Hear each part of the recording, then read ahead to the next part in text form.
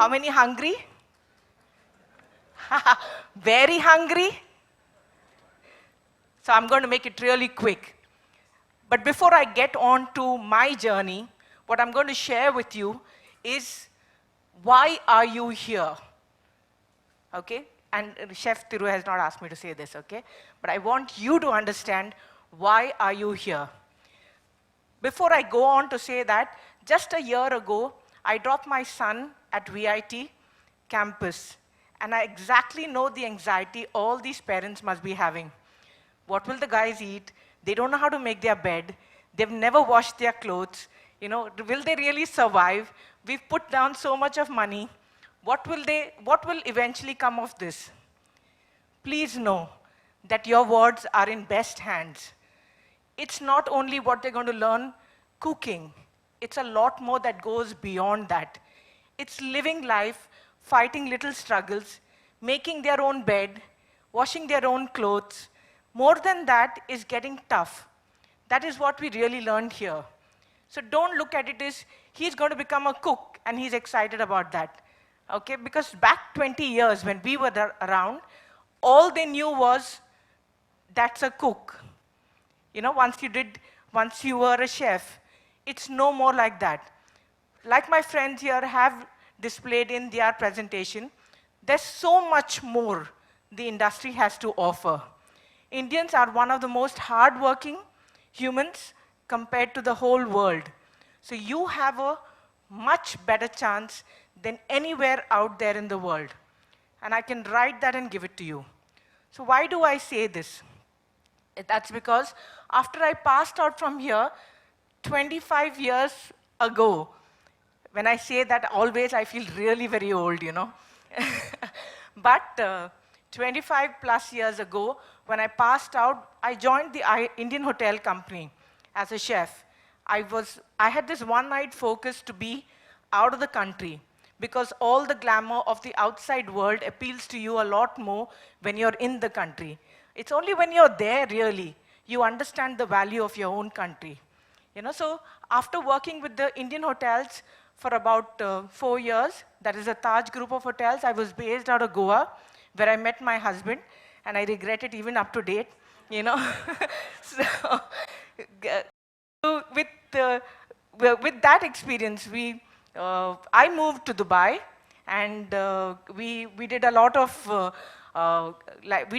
research. I used to handle Arenco, if anyone knows about them. Arenco is a residential group in Dubai. They had 5 restaurants. I was their operations manager. I took on their operations, and then since I couldn't get rid of the gentleman sitting next to me all along, I decided to get married to him and move to London. So we moved to central London. That's, if you know where Tower Bridge is, in central London. We used to run a couple of fine dining restaurants there called Cafe Spice Namaste. With Chef Cyrus Toriwala. Wonderful experience. What's more than anything else is, it complemented the Indian food much more than we do here in India. So my question to you is, would you want to go on a journey like that? Would you? Yeah? You should. You really should. So does this college just teach you, cooking? Is that what you're here for? Please no, you need to have some goals. This college puts across all the right ingredients for you, but it's really up to you to put those together and make a good dish. You think if I give an engineer a couple of things or ingredients, some garlic, some chicken, some spices, you think he's going to make a great roast? No, he won't, unless he knows the right methodology. Yeah? And that you would get from here. I can give you all the right ingredients. These teachers here, your principal can give you everything you need. But who's going to make that roast? You decide. Either you learn to make a good roast, or the industry is going to roast you. So decide to get good. Decide to get good in whatever you do while you are here. Have your goals very clearly written. After working for all these years, what I decided to do is do something of my own. If I am able to convey to you this journey from being employed into being an entrepreneur, I think my job is done. So listen very carefully. After working so many years in the industry, what I decided to do was start a restaurant. I dropped down in Mumbai, came down from UK to Mumbai, started a canteen there, not a canteen, sorry, a restaurant, more like a tuck shop with cake and snacks and Italian pastas and pizzas. And then I realized it was just not enough. I moved to Goa, took on a Ginger Hotel project that I ran their operations. It's a 150-room hotel. I did their F&B, did their banqueting, the restaurant, and room service. I managed that for 5 years and started a few restaurants outside that as well. What I need you to know is, having a restaurant, if your end goal is just having a restaurant, that's really not enough. That's just a front picture. From being an employee, work your goals towards having an investment. And if I'm proud of myself, and I thank this industry for giving me that, is I have consistently invested in properties all over the places that I have been to. So you start being self-employed, make a saving, make sure you understand what you're doing, be really good at it, and then start doing your own stuff. Once you start doing your own things, your own restaurant, your own ideas, start investing as well. So my job is to ensure that you don't walk around. Just about when you're my age, you really don't want to then start working only. You need to understand the concept of residual income. Active income is an income where you work and you get paid. If you don't work, you don't get paid. And a residual income is something when you work, you get paid. When you don't work, you still get paid. Why? Because you made good investments. Yeah?